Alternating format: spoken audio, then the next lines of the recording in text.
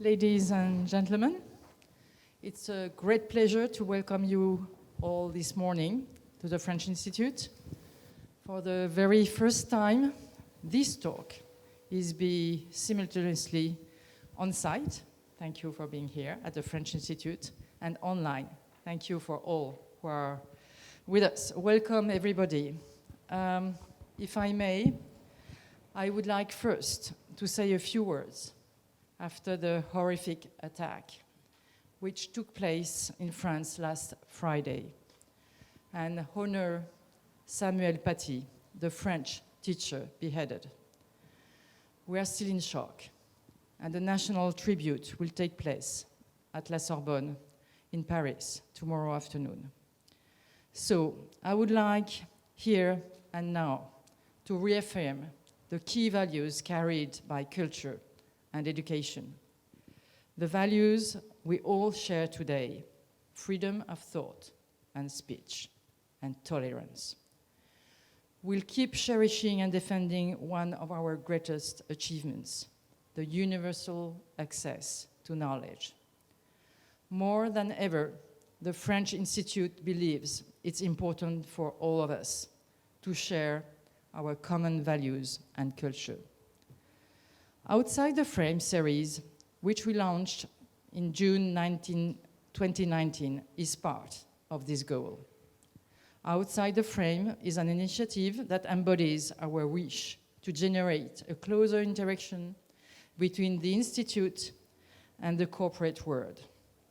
This Outside the Frame series enables us to create a particular focus between art, culture, and business interaction. After a session with the architect Michael Mossessian and the former co-director of Design Museum, Alice Black, we are really happy and proud to welcome Tristram Hunt, director of the V&A, with a talk on leading with ingenuity and imagination. But before introducing our speakers, I would like to highlight shortly the mission of the French Institute. I know that most of you know it, but we are facing quite a challenging work.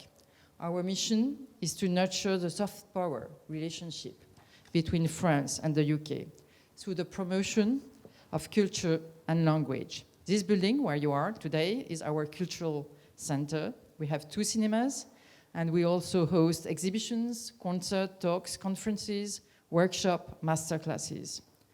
Around the corner is a language center where we have 85 French native language teachers giving classes. Maybe Tristram Hunt will share with us his thought, as we have been very happy to count him as one of our students. Before COVID-19, 200,000 people were coming through our doors each year. We wanted to develop closer ties between culture and business, as I say.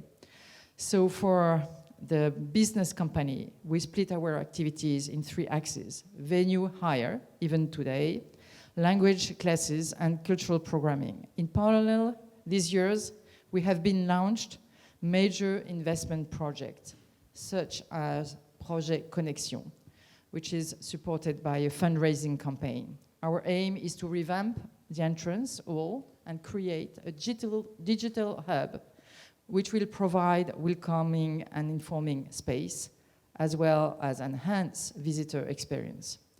So everything is a new challenge now. Arts, culture, and cinema have been greatly impacted by the current crisis. But our cinemas remain firmly open. When nearly half of the cinema in United Kingdom closed their doors last week. Despite these very challenging times, we are more than ever committed to offer the best program with big screen experiences, concerts, sight online meetings like today. So we will definitely continue to offer high quality dates, of which the talk of this morning is undoubtedly going to be one of the most brilliant moments. So I'm really grateful to introduce first, with a few words, Fabienne Viala, who is the head of the Chamber of Commerce of the Franco-UK Chamber of Commerce. then Emmanuel Masse, our Minister-Counsellor for Economic Affairs at the French Embassy to the UK, and Pierric Bonnard, Director of Business France UK. I really thank for their presence here today and for their commitments. They will basically present some of the trends of the economical situation right now. And then Tristram Hunt will take the floor. Thank you very much, everybody, and enjoy your time. Thank you. Fabienne.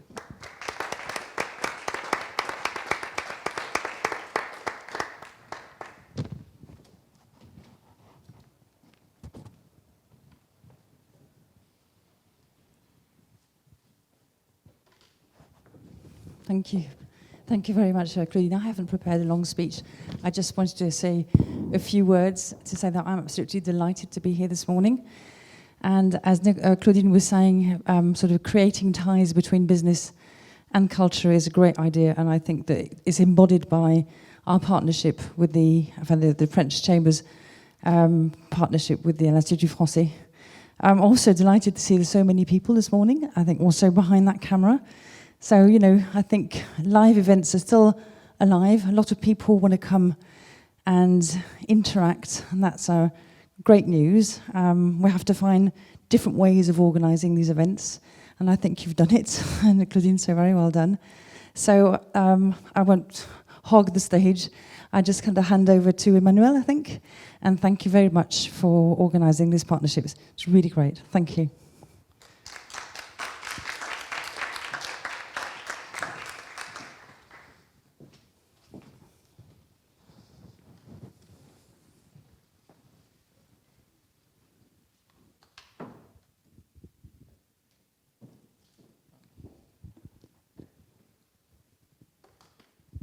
Yes, good morning to all of you. And first, I would like to say I'm very pleased and very delighted to be with you today for this new edition of Outside the Frame. Thanks a lot to Claudine and the Institut Français for inviting me. So my intervention will focus on the economic juncture in the United Kingdom on the countries of the European Union. It won't come as a surprise for you, but we are facing the most severe economic crisis since World War II. The economic figures are frightening. The forecasts for the UK are around minus 10% in value added, or GDP, for 2020. To put it bluntly, this is a 200 billion euros loss for the whole British economy. Or, to better understand this figure, this is an equivalent £6,000 per household. So this is a big loss and a very, very big crisis. You all know that, but having this figure in mind is a way to better understand what we are in. After an improvement this during summer, we are facing a new wave of the health crisis, with the situation worsening in almost all European countries. So we have to take more measures in order to mitigate this situation. The economic situation, as was explained by Claudine regarding hospitalities, remains well below pre-level in some sectors. For instance, transportation, the level of activity is 40% below what it was before the crisis. The number of people not going to work is still 25% below normal. So, seeing from an economic point of view, and an economist point of view, that's terrific, you know. I never think I would leave such a huge crisis in my life. I thought the biggest one was the financial crisis, and it was called by economists at the Treasury in France, the crisis with a big T or a big C, or I don't know. But in fact, we are facing a much bigger one. So that's quite impressive. If we want to compare the different countries to understand what's happening in Europe and in France, and you have some figures here from the IMF, the growth forecasts for the UK are below the average of the euro area, but close from the ones in France. In France.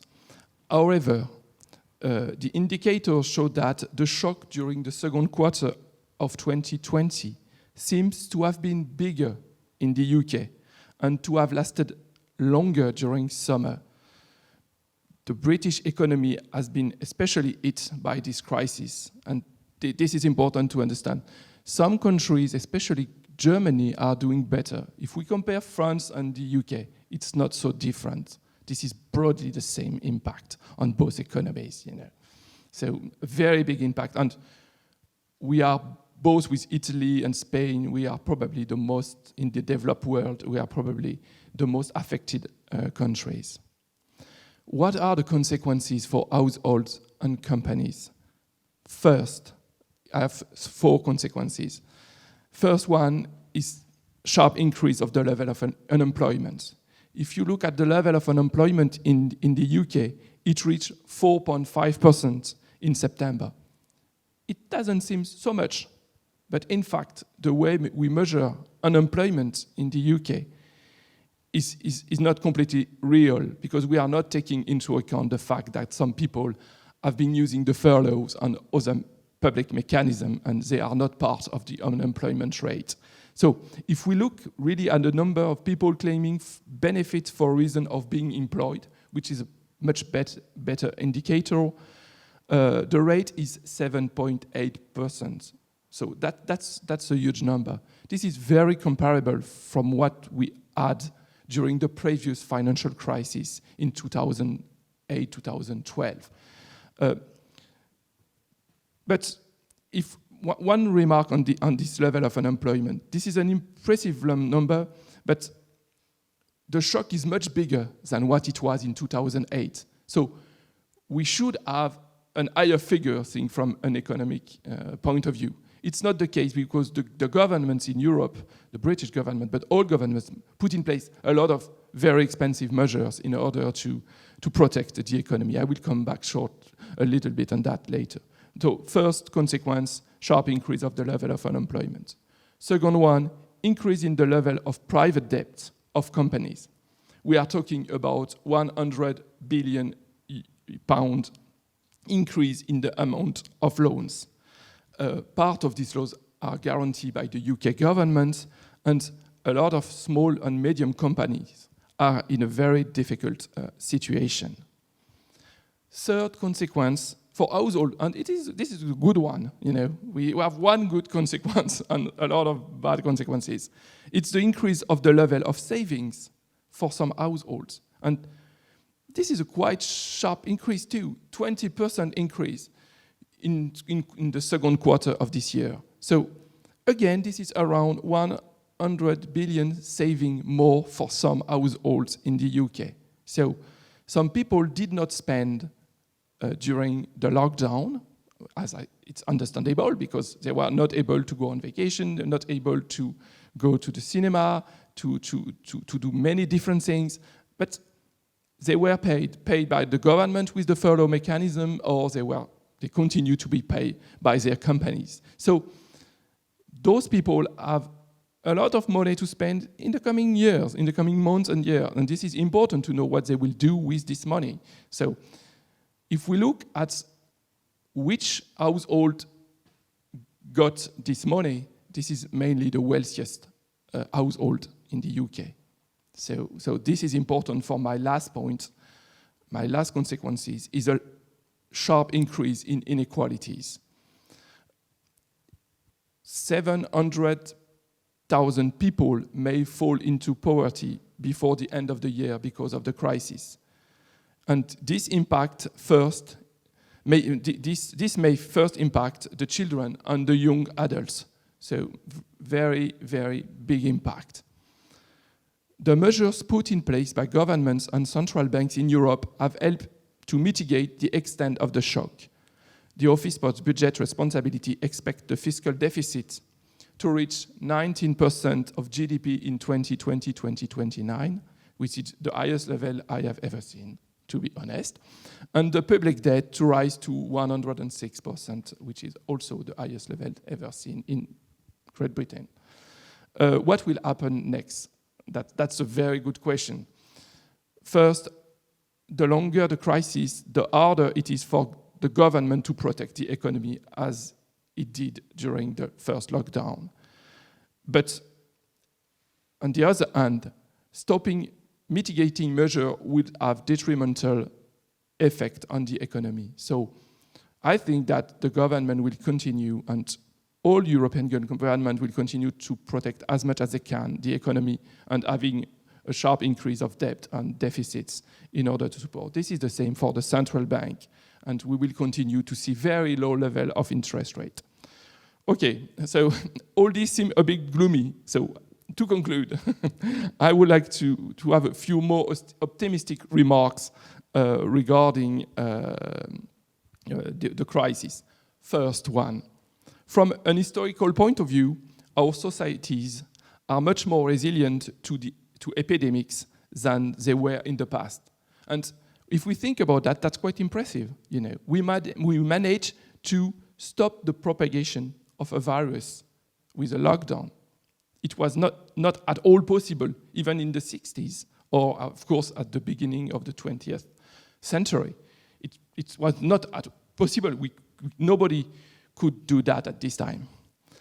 Second point, the rebound of the activity in 2021 should be important because we have a sharp drop, so we should have a large rebound in 2021. And the larger the rebound, the more the economy has been protected during the crisis. And last point, and that's a very important one too, the crisis will probably change the way we work and even the way we live, sometimes for the better. For example, it may reduce the commuting to and from work with a better quality of life and less pollution, and this is important. So, last sentence. I didn't even talk about Brexit during this short presentation, which in my view is a real feat, and I leave the floor to Pierric to talk about investments.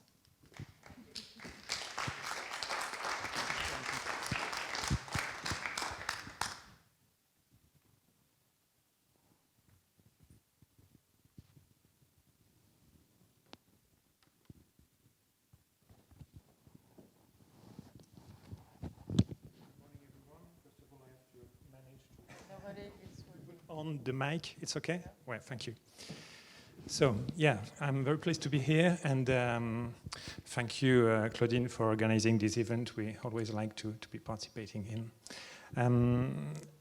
After this economical turmoil described by Emmanuel, I'm going to say a few words of stimulus packages aimed at relaunching the economy in different parts of the Western world.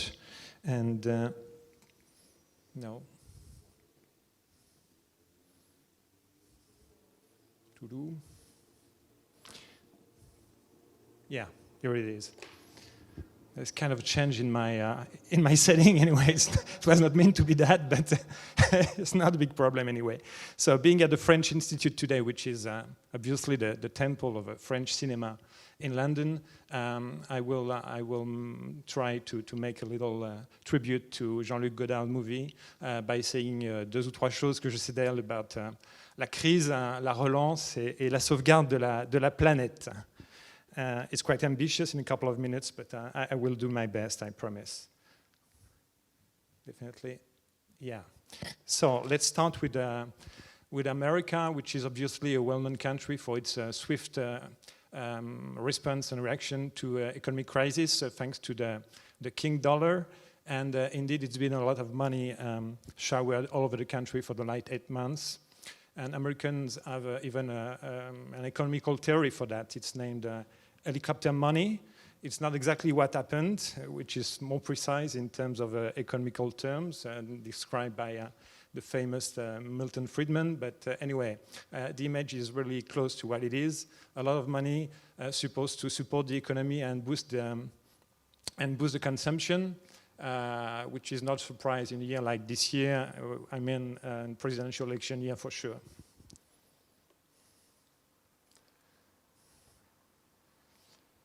In Europe, it's been a kind of different story. There have been quite a wide range of response to the crisis with stimulus packages, but as a whole, it's been far more sensitive in terms of approach to the global warming issue. Of course, there have been a lot of money spread out all over the country, supporting citizens and economy. But at the same time, all these measures have been in line with the commitments and yes, the commitments to the COP21 and the Paris Agreement in terms of global warming and CO2 emissions.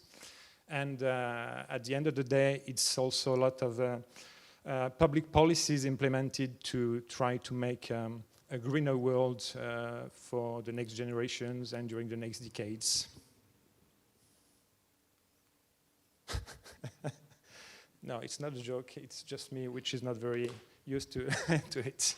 So, in the recent histories, we have quite a few examples of public policies which have been quite efficient in terms of impact for the global warming and in terms of environmental impact. And even though they have not been designed for that, if you look at what happened in the 70s, as a response to the oil crisis in the mid-70s, France decided at that time to invest usually in transportation systems and power generation which was carbon-free, not to be dependent on oil, of course. And this investment of that time can be linked to what we can see today when it comes to CO2 emissions in the world. And France looks like being kind of the first in the class for those reasons. If you look at the numbers, of course, we don't have time for that, but you would see that, that France is definitely the country where in per capita there is the lowest emission in terms of CO2. And half century later, I would say UK is trying to do the same. So, Boris is willing to build. He will build trains. He will build a nuclear power plant, which is good news for companies, French companies especially, since most of the time it's a lot of French know-how and technology. But we hope it will be good for the planet also, since again it's investment into carbon-free infrastructures. So France has designed his very own plan de relance, France Relance, and with 3 main goals and major topics: ecology, competitiveness, and social cohesion. And this has to be efficient to rebuild the country over the period of 2020-2030, so over the next decade. It's a lot of money again for this plan, with roughly 100 billion euros dedicated to that, 40% of which is coming from the European Union, and which is good news again, and it's good to be European these days, obviously. And what is quite striking in this France Relance plan, it's that there is a strong commitment in terms of ecology. It's not just a green twist, it's 30 billions, which is huge, allocated to ecology. So I will not go through all these details regarding what we mean by ecology, but it ranges from energy renovation of buildings to circular economy, agriculture sector, and so on. I did put the Make Our Planet Great Again logo, well, to mock a little bit Make America Great Again, since in 2 weeks we'll see how great America is after 4 years of Trump. But anyway, no, it's just to show that this France Relance stimulus package is definitely in line with the commitments of the French government for the last years, but with a lot of haste, and mostly since the COP21 and the Paris Agreement. And so you will see that even fisheries and sports will be more environmentally friendly in the future, thanks to this stimulus plan. So there is no risk for British to have unclean fishing fleets coming from France to spoil the British waters. I'm just kidding, but anyway.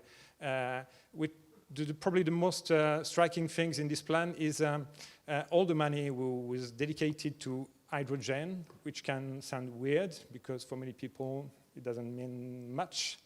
And as a conclusion, I will say a few words about hydrogen, if I may so. So let's say that we're going to live during the next decades a kind of a transition of the French energy mix from atomic to molecular energy. And hydrogen has a kind of magic touch, since you make energy from water using renewable energy, and either you make it or you store it or you use it. The only byproducts you get are either oxygen or water. So it sounds wonderful. So we put a lot of money on the table to make it real, and it's a big sign of hope. We hope that it will be definitely, it will have the same kind of a game changer effect as the nuclear had in the 70s for France and for carbon emissions. So that's it for me. And let's say there is hope, and hopefully we'll get a greener world as a by-side product of the pandemic these days. So thank you for your attention. Thank you, Pierric. Thank you, Emmanuel. Thank you, Fabienne. Please welcome Tristram Hunt for leading with ingenuity and imagination. Thank you, Tristram.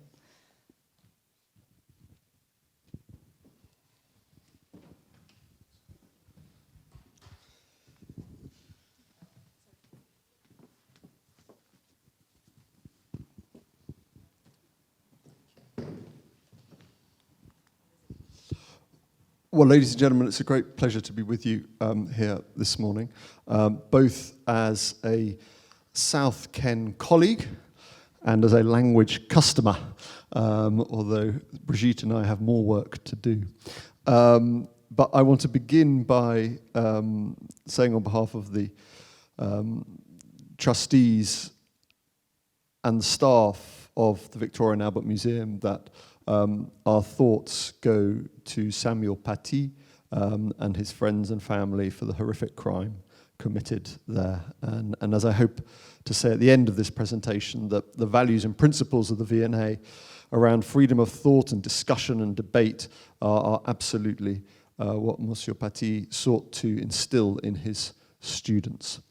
The history of the V&A is, as many of you know, intimately connected with France. Indeed, in the late 19th century, most of our curators were furiously trying to inject some French culture into the British collections. But at the heart of our collection is the extraordinary gift by Auguste Rodin of the sculptures, celebrating, in many senses, the sacrifice of British and French troops during the First World War, which still stand in our sculpture galleries.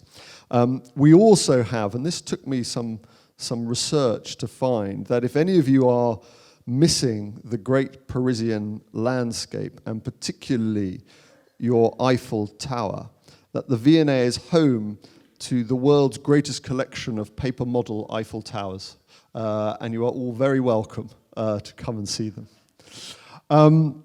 So we meet in difficult times, and what I want to talk today is about how ingenuity and imagination at the V&A, these two words, have driven the mission of the institution for the last 160 years. And now, for those connected to business and marketing, sit at the heart of our brand. And had we had this discussion at the beginning of the year, I would be in a warm glow of the V&A's record-breaking year, 4 million visitors, the beautiful memory of Christian Dior and what he brought to the museum, unprecedented retail sales. But now, sadly, along with many of our other colleagues in the cultural sector, we look at a very, very different landscape in terms of the impact and some of the slides that we saw earlier about the fall in UK GDP numbers are also reflected here in the fall of visitor numbers. And right around the world, we're seeing museums have to respond to this.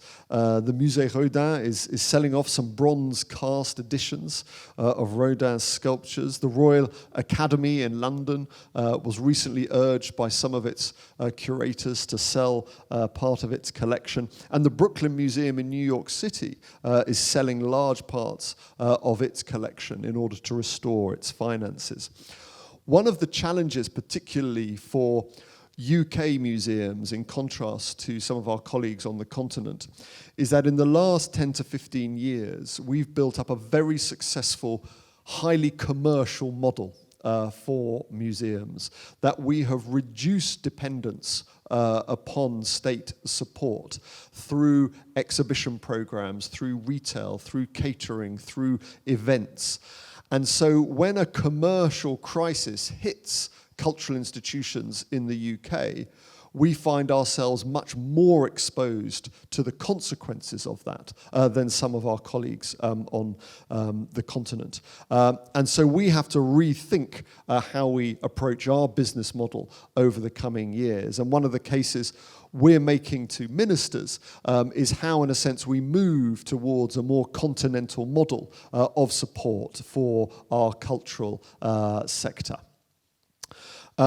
And thankfully, the government has stepped in with strong levels of support, and that allowed us to reopen in a socially distanced way. And the British love of queuing has now generated a whole new infrastructure to support it in a socially distanced way.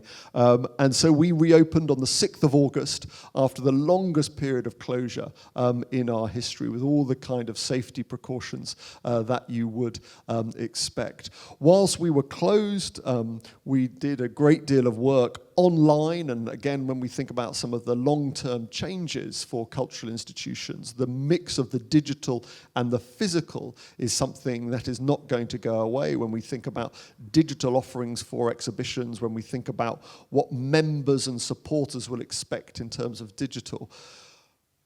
But we also discovered that nothing beats the physical, that nothing beats that sense of connection, of standing in front of the object in an important civic space. And even though we've all discovered more digital culture, we've also realized the importance of being present together in the face of great art and culture. And again, if there's anything to come out of this, there is a sense of valuing and learning of the importance of the physical in culture. When we reopened, I was also very keen that we didn't have a specific route, that if you came to the V&A and wanted to sit just in front of the Ardebil carpet for 2 hours or look at metalwork for 60 minutes, you didn't have to follow some prescribed path. Because I feel we've all been told what to do for the last 7 months, either through algorithms or predictive capitalism, and if you like this, you'll like that. Or you can come to the V&A and not like an awful lot and just like one thing and spend some time with it. And again, that ability to have the freedom to enjoy that seemed to me very important. During our period of closure, we also reflected upon the extraordinary global movement around Black Lives Matter. And one of the elements that we'll be focusing on in the future is to ensure that our collections, our programming, our workforce is more reflective of the diverse community that we serve. And as we go through the nature of our collections, that we foreground the work of Black designers and makers more effectively than we have done in the past. And I'm happy to come back to this at the end. So what I'm going to do now is just bring you up to date with some of the recent work at the V&A. And if everything goes well, we've got a short film to show you.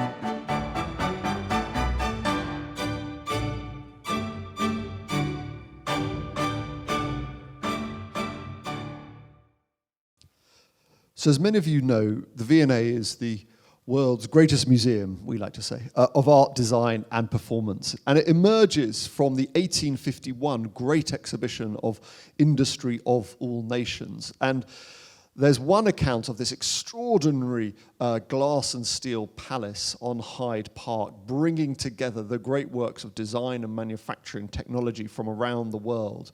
On the one hand, as a celebration of British industrial and imperial might, but really born of fear.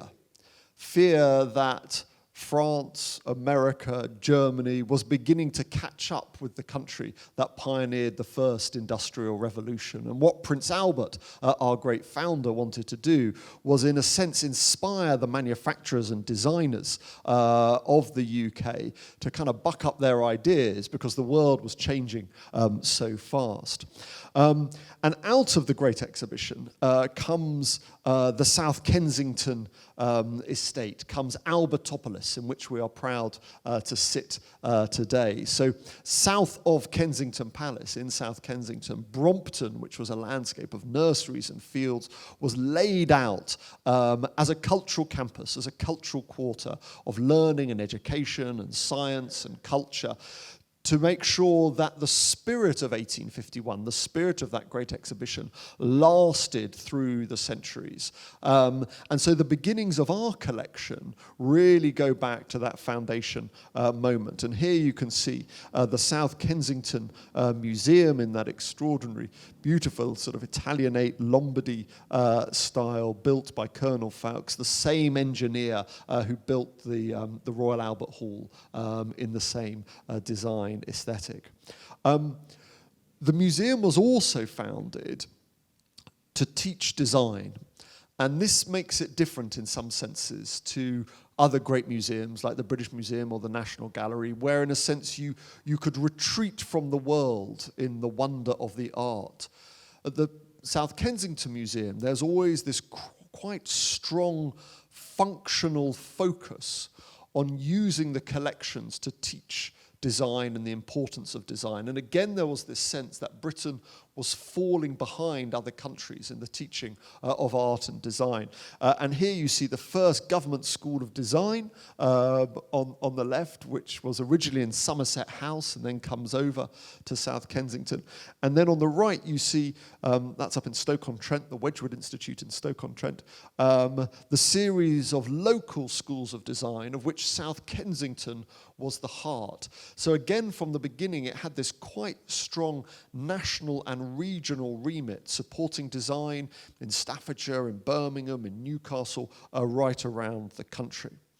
But at the heart of it were the collections.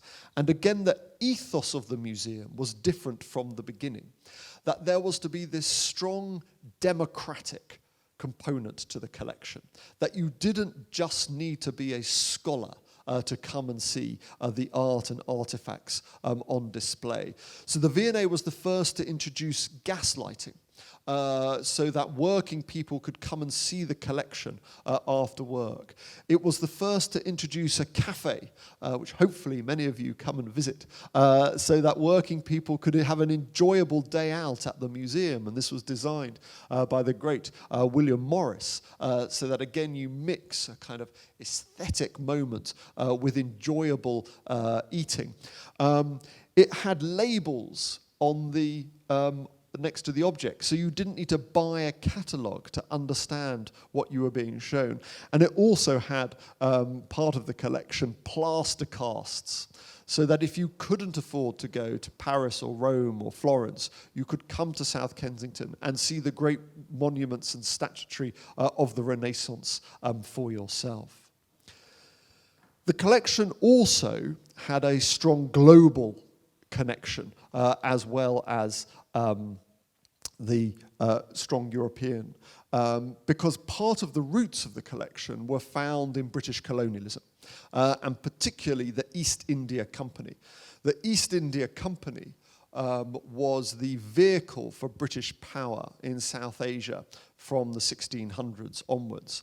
And part of the psychology of colonialism was also about collecting and acquiring and dominating. And the East India Company built up what was called the East India Company Repository, which became the India Museum, which became part of the South Kensington Museum. So again, the collections in the museum have this incredible global reach, and that's why, for example, our South Asian fabric and textiles collection is so phenomenal. We also have this incredible artifact, which is known as the man-tiger organ. And if you wind it up, you hear the tiger growling, and you hear the European officer who's being decapitated screaming as he raises his arm up and down in pain.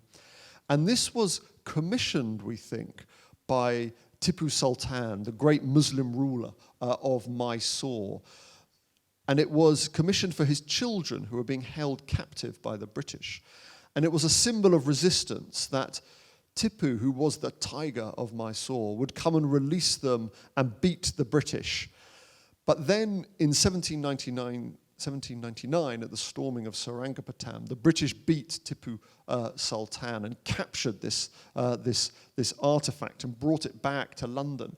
And so what was initially a symbol of resistance against European colonialism became, in one of those interesting reversals around objects, a symbol of the power of British colonialism, that the tiger had been captured.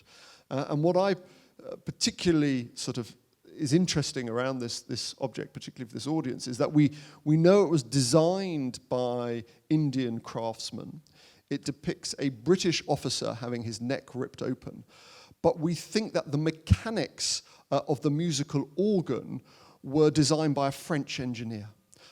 So in one object, it brings together the kind of European, South Asian tensions of the late 1700s. So what of the V&A today? So as I said, before the arrival of COVID-19, we were pretty buoyant and confident. Our Dior exhibition had done tremendously well, and we so enjoyed working with the House of Dior. V&A Dundee, our museum in Dundee in Scotland, in the top right, Scotland's first museum of design had opened, designed by Kengo Kuma. Our plans for East London, Stratford, for the Queen Elizabeth Olympic Park, a new museum there as part of East Bank in the youngest, most diverse part of the city, were proceeding well. And our education programs, working on teaching young people around design, were going well. But 30 years ago, it was a very, very different story. Then the V&A was often described as the nation's attic. A rather stuffy institution with fewer than 1 million visitors a year. One of my predecessors described the collection as being like a very capacious handbag.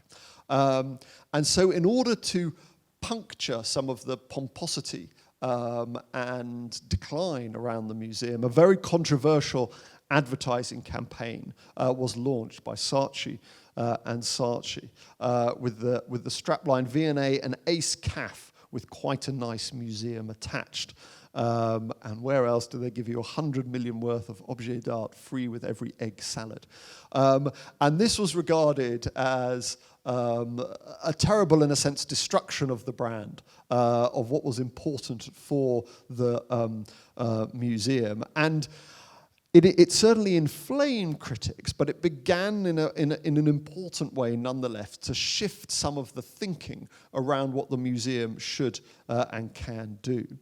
Today, our branding is much more celebratory of the history and identity of the museum.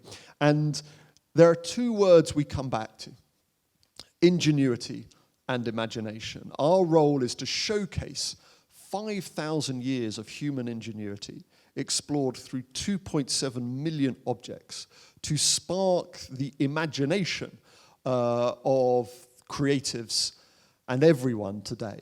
And again, it's that quite functional idea that the collections have a purpose, that the collections have a meaning, that they showcase great ingenuity to spark imagination today. And what's very interesting is that even today, 40% of visitors to the V&A describe themselves as from the creative industries. And so this notion of the collection being a source book or treasury to inspire artists, engineers, designers, fashion designers today retains that real signal importance. And when you speak to great artists around Europe, just going and wandering through the V&A to be inspired is a really, really important part of what we seek to do as a museum. And as a kind of business, we have to think very carefully about all of the profit lines and data that we deal with. And this is a historic item now because this was pre-COVID. So we look at the visitor numbers in the top right of this year against last year. We looked at our exhibition because the exhibitions drive not only income in terms of people paying to come to the exhibitions, but if you can't get into the exhibition, you become a member. And so strong exhibitions drive strong membership, drive strong retail. So all of that kind of educational outreach we do, all of the kind of mission-critical elements we do are supported and funded by great and important exhibitions. And then membership, a very, very important part of what we do. Donation boxes, always annoyingly low, but still important. Gift aid, very, very important, adding on to your ticket price and retail. And that was the kind of ecology of a successful high-functioning museum in London before the impact of COVID. And as I said at the beginning, we're going to have to think about how we have a different model in the future, given the economic hit. And it seems to me that we're not modelling to be back to our pre-COVID numbers before 2023, that this is going to be a long haul. We are currently down by 85% in terms of our numbers. Those colleagues who are in the dreaded Tier 3 in the UK are down 95%. If London moves from 2 to 3, we'll be in an even more challenging situation. And it seems to me, based on no particular insight, but as it were, it won't be until September, October next year that we'll be beginning, that life in London might be beginning to return to a degree of normality. I hope I'm wrong. I hope that shifts, but that's kind of our thinking at the moment.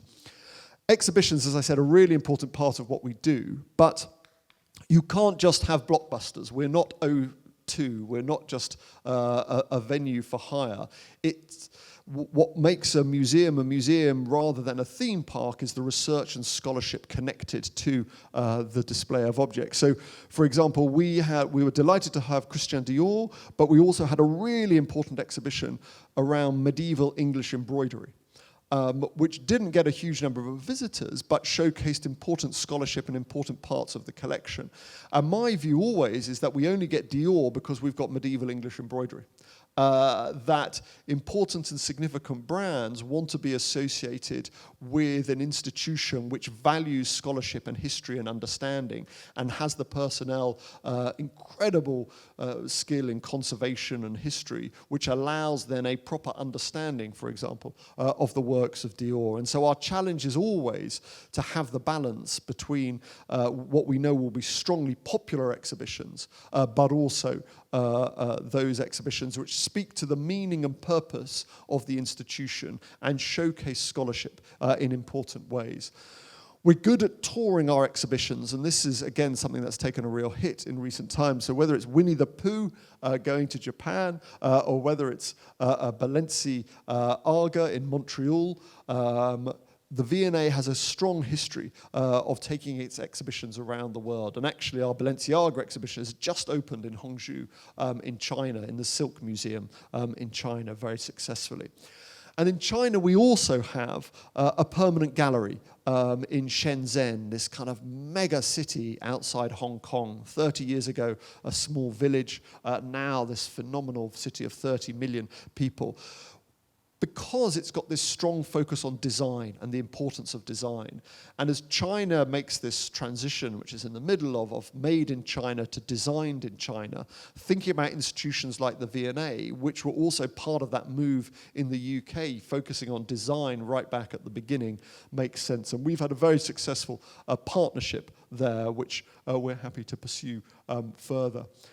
We also sent David Bowie around the world. Bowie was one of our great exhibitions, and he has travelled seeing millions of people. And I think this is really important to go back to the introduction about soft power, that a lot of people see an image of Britain which is mostly around Downton Abbey or remains of the day, and to have an image of Britain which is about creativity and innovation and relentless modernization. I mean, the story of Bowie is a story of reinvention and relentless reinvention, and the impatience of the artist pursued through design and music and fashion. And it's important, it seems to me, that we highlight that. Let me finally touch on some of the issues we're wrestling with in terms of the future. And obviously the big one where President Macron has led is thinking about the colonial past and the collections within museums connected to colonial history because of the very important report commissioned by President Macron, by Savoy-Sarr, which came up with a very, very radical series of suggestions, which essentially entailed the return of all items in French national collections between 1880s and 1960s for which there was not clear and open provenance of legal exchange. That has not been accepted in many ways by the French museums, but we have seen action by politicians, most recently in the last couple of weeks, changing law to allow for the return of objects. And in Britain, we face similar conversations, particularly around the Benin bronzes. And on the right, you can see the Royal African Museum in Brussels, which has sought to transition from this kind of grotesque museum celebrating the works of King Leopold in the Congo to thinking actually about the impact of Belgian colonialism in the Congo. British museums are subject, national museums are subject to similar constraints as those in France, in that trustees are not allowed to what we call deaccession, to send back items in their collections to countries of origin. The government can send back some of its own collections, local museums can do that, but nationals cannot. So what we do is think about how we can share and interpret our collections in a much richer and more exciting way. And one of our most controversial collections at South Kensington is the Makdala Collection from Ethiopia, looted in 1868 following a colonial raid and subject to an official restitution claim by the government of Ethiopia. And so in the absence of being able to return these items, whether one wants to or not, what we're doing is thinking about how we can work much more closely with colleagues in Addis Ababa to think about how we share these on a long-term loan so that these would return to Addis, still remain the property of the V&A, return to Addis on a long-term loan, come back to London, build up a stronger and richer partnership. But the Ethiopian government and media quite rightly say, hold on, you want us to borrow from you items you stole from us. And at the moment, we have to say yes. That's the only legal pathway at the moment. And so we keep these conversations going. And in this collection, we were very clear about the history of the provenance of these items, about how they came into the collection.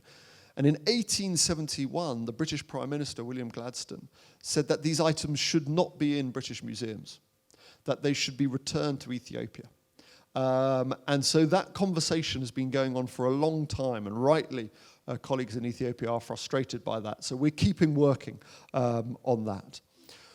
We're also looking, and again, this is an issue very live at the moment, in terms of how slave wealth has entered the collection, how money made from slavery has endowed items in the collection and led to the purchase of items which are then within the museum. And we worked in terms of the scholarship and then artistic reflections around that. And we've hired actually a dedicated provenance researcher to go through and really look at the items, not only because of our legal obligations around Nazi spoliation and Nazi provenance within the collection, but also colonial and slave-owning wealth.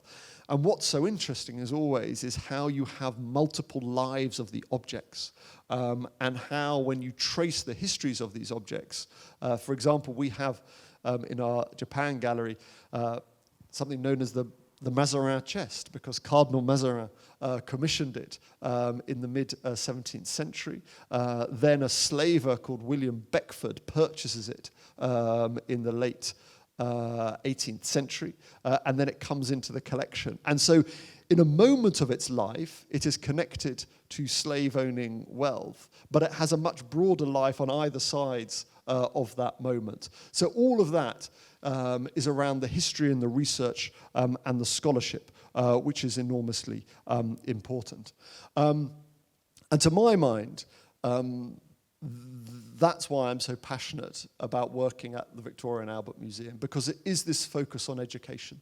It is this, which is different to other museums, that making sure the collection is in a sense working, particularly for young people. And in Britain, we have this real challenge around young people in state secondary schooling in non-metropolitan areas who are having creative education stripped out of the syllabus.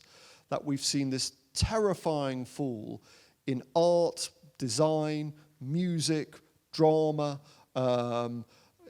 in terms of our education curriculum. And it seems to me that we have a role as a museum born of the design school movement of the 1830s and 40s to make the case for art and design as widely as possible. And one of the projects we're also involved in is our beautiful and wonderful museum in East London, the Museum of Childhood in Bethnal Green, and reworking that as a place to celebrate the importance of play and imagination and design in the early years, and to celebrate the neurological importance of play and how museums should be supporting play as an important component of what we do. But let me end really by stressing the importance, it seems to me, particularly in light of what's happened recently in France, of museums as places of congregation and understanding, that in an era of growing nationalism and chauvinism, in an era of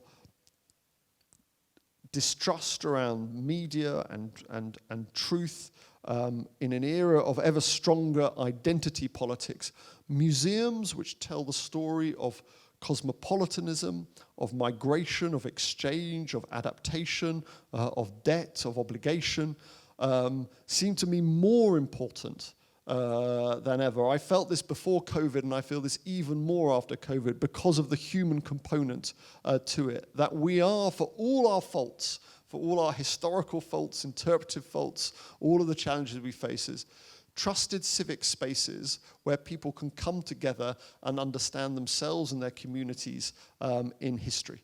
And it seems to me more important than ever in this moment of sort of isolation and anxiety and partisanship that museums hold on to that purpose, because I certainly sense that we really need it today. Thank you.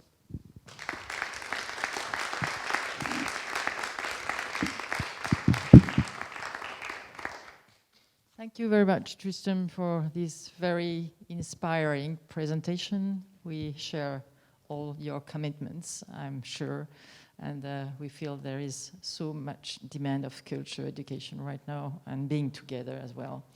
So we have a couple of minutes for questions.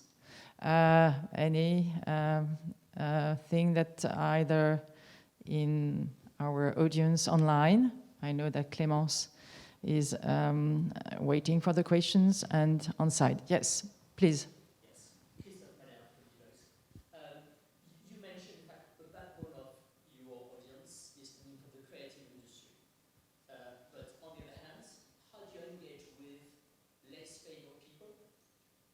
What are the programs that you develop so that you can retain them and make the V&A almost somewhere they would come back regularly, so that you really engage them on the longer term, which is a key issue that we are seeing.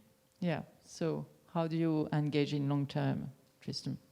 Yes, I mean, we can't just be a museum for the creative industries, because this is a national collection. I was previously a politician, and as a politician, you're always kind of, you rightly return to your constituents' minds about them paying their taxes to support various endeavours. One of these is the collections in national museums. So we have a very, very strong families programme. We have a very, very strong education programme in its broadest sense. But ultimately, what brings diverse and different communities in is great programming. So we can have as many, in a sense, projects as we like.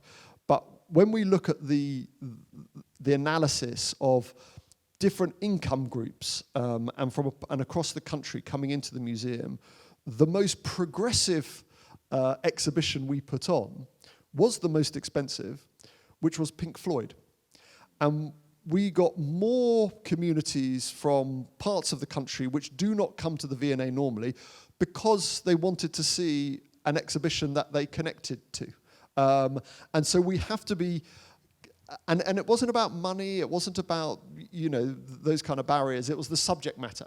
And so we have to be, I think, smart and attuned to that. And when people say, the V&A putting on an exhibition around Pink Floyd, on the one hand, is that dumbing down? Is that against our ethos?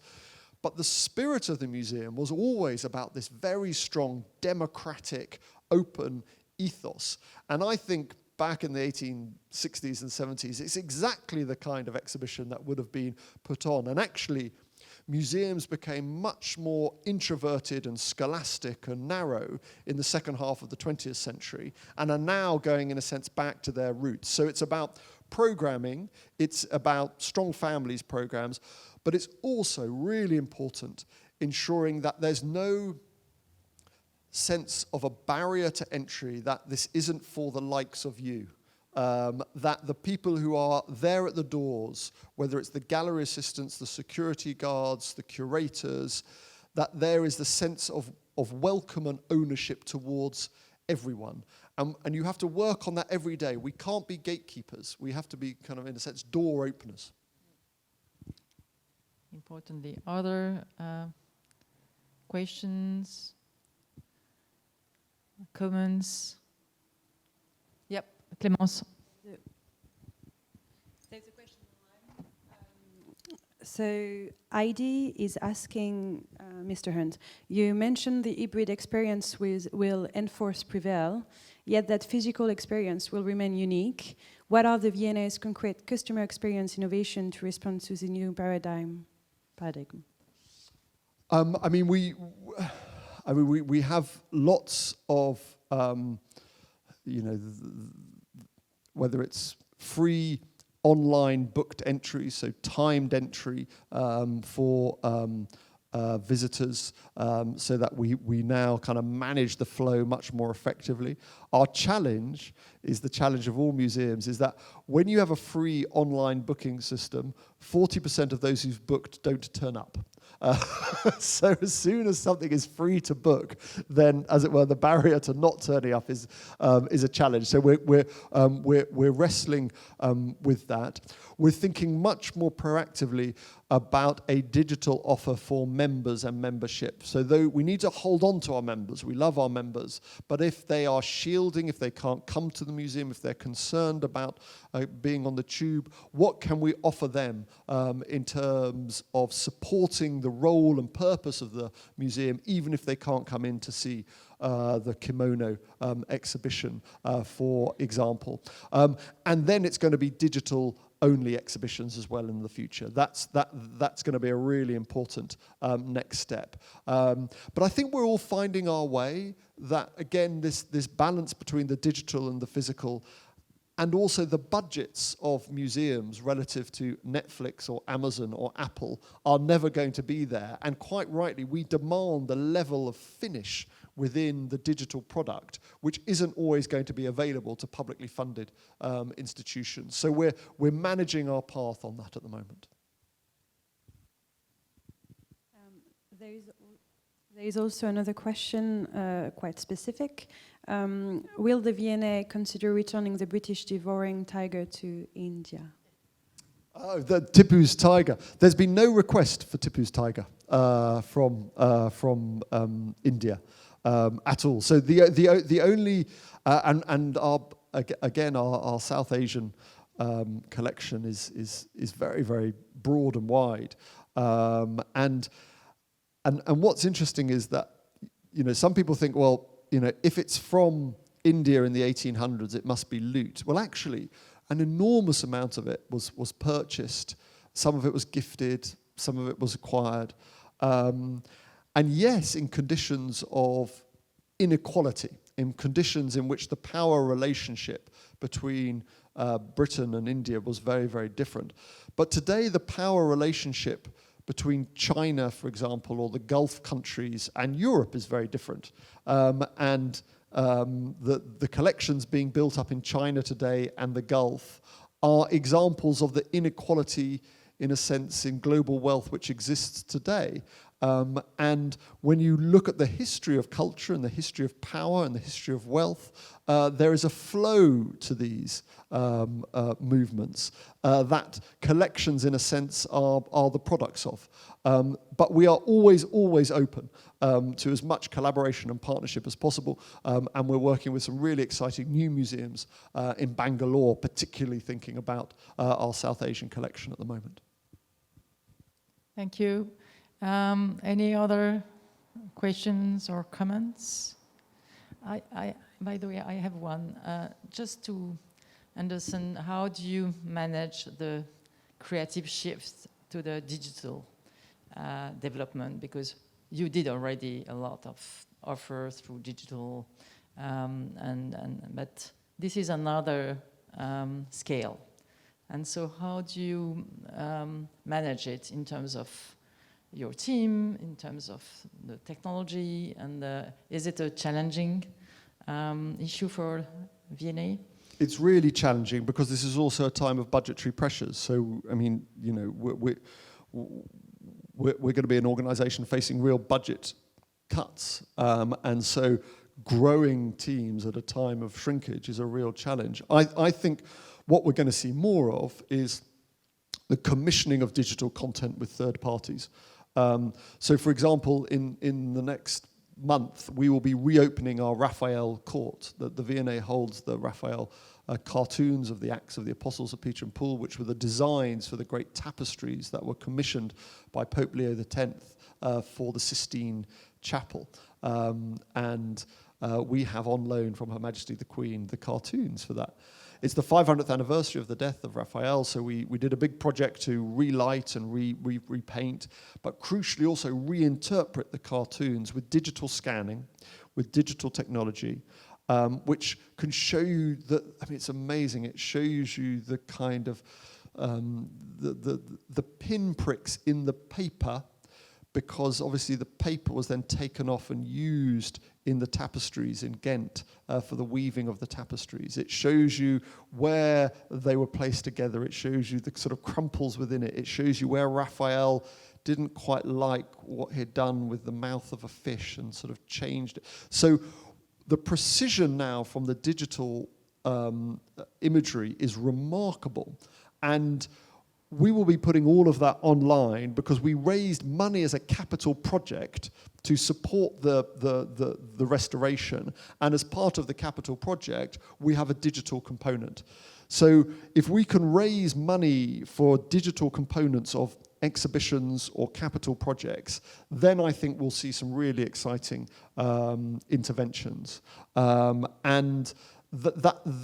will have a life.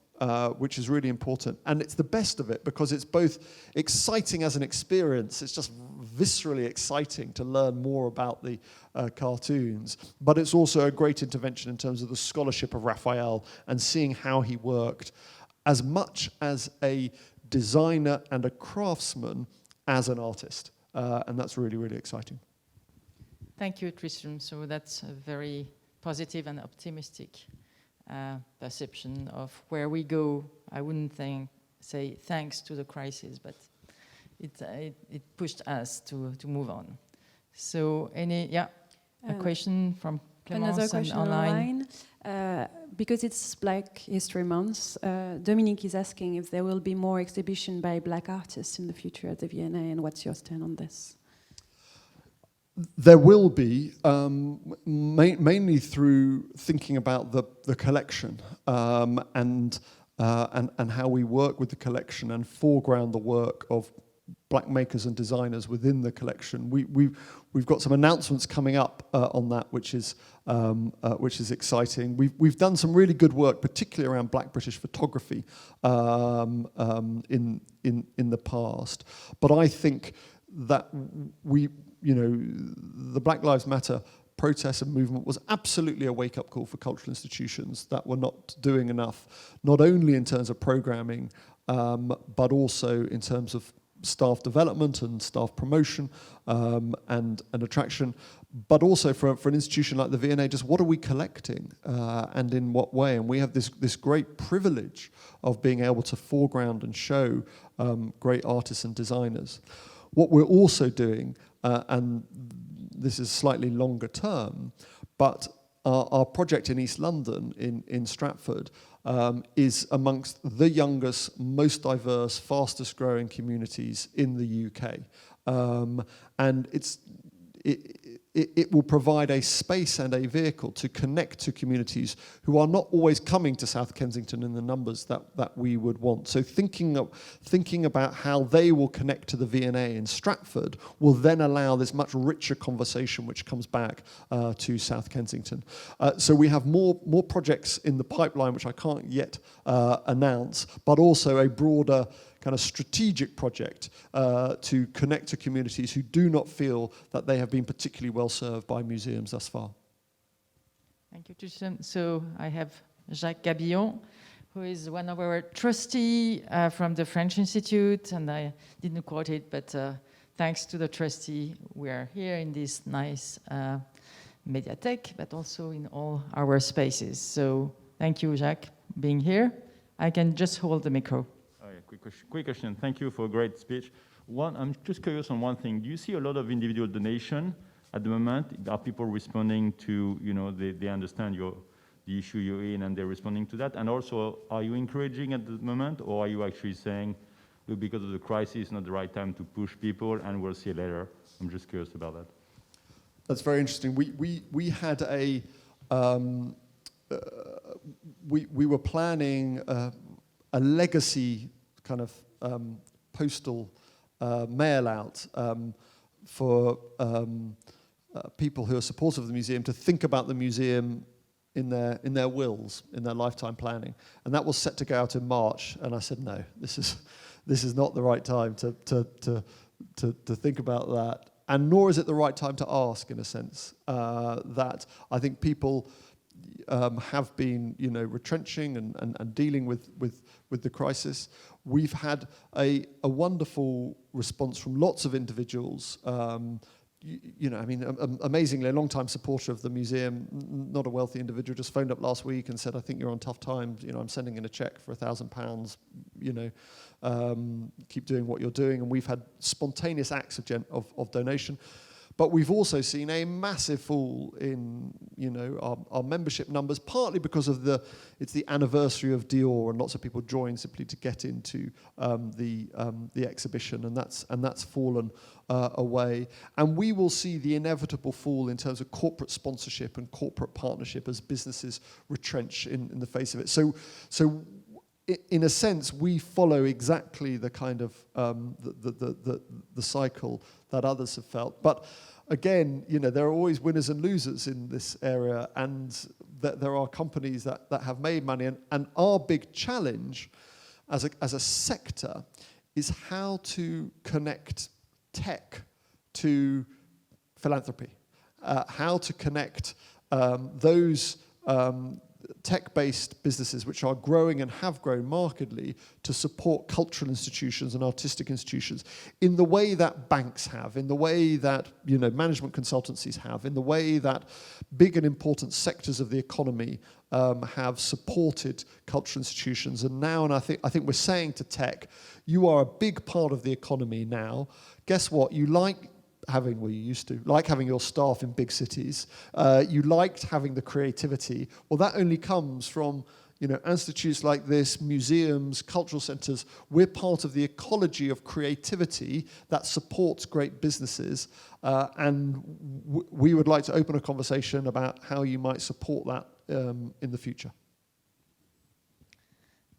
Absolutely right. We'll have to push on that. Thank you, really, Tristram. Another one? Okay, let's go. Clémence? So Philippe is asking, from a digital point of view, have you considered joining forces with the Science Museum opposite the road and create joint exhibition? Especially technology is coming into art more than ever with AI-created work. So.